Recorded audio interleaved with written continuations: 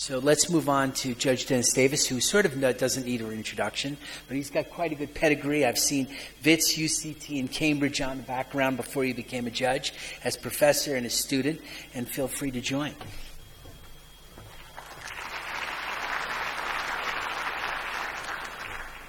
Thank you very much, Keith. I thought perhaps today, in the half an hour available to me, what I'd do is firstly just tell you what we've done in our commission, the agenda that we still have, and then I want to talk a little bit about what apparently the topic of this conversation is about, which is tax policy, and try to explain to you where we're coming from, what the challenges are.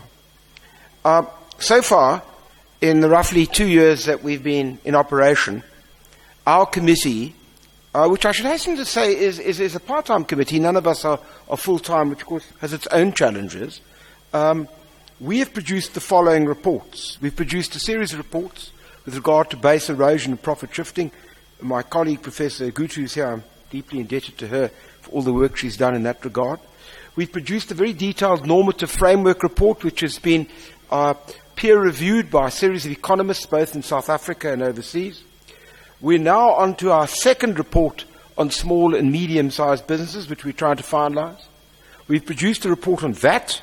We've produced a report on mining tax. We've produced a report on estate duty.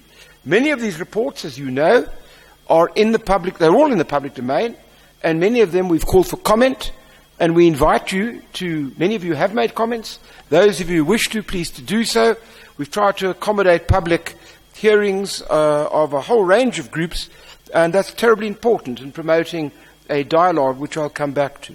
In addition to which, we've also produced a report, hasn't been published yet, on the carbon tax in relation to the environment.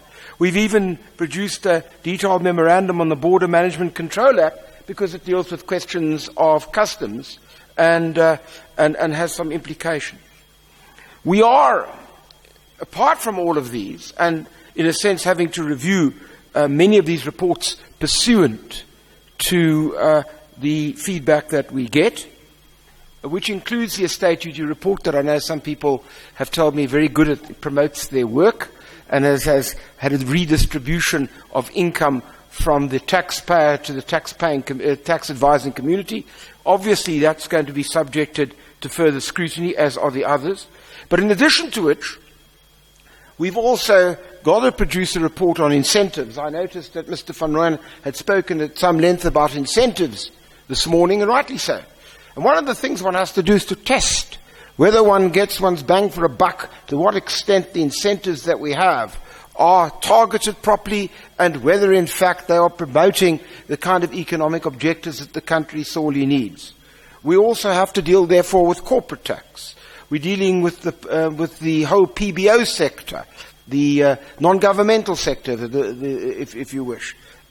There's the question of the funding of public projects, the question of what is the most appropriate way to raise tax for capital infrastructure, and finally, a report on tax administration, some of which, in a sense, has kind of been overlapped with what my colleague, Judge President Ngwepi, had to say, and some of which has, perhaps because I have been confronted in the 2 years that I've been chair of this committee, something that never happened to us when we were on the Cats Commission, but I now sort of somehow on the aunt agony of the nation. I don't know how many people write to me, how many meetings I've had complaining about relationships between SARS and the taxpayer, and that issue in terms of the total overview of whether the model that in fact we recommended at Cats is still appropriate for South Africa manifestly must be on the agenda. So those are broadly where we're going.